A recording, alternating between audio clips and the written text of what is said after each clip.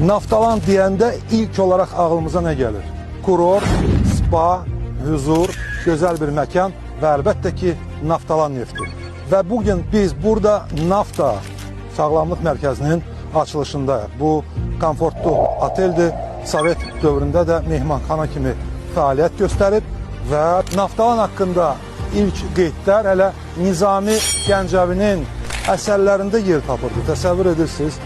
Dünyaca məşhur səyyah Marco Polo da Naftalan haqqında məlumatları yayırdı. Bundan əlavə Naftalan nefti əsasında hazırlanan mazlar və preparatlar Almaniyada, Fransada, Qərbi Avropanın ayrı-ayrı ölkələrində, apteklərdə ən effektiv preparatlar kimi satılırdı.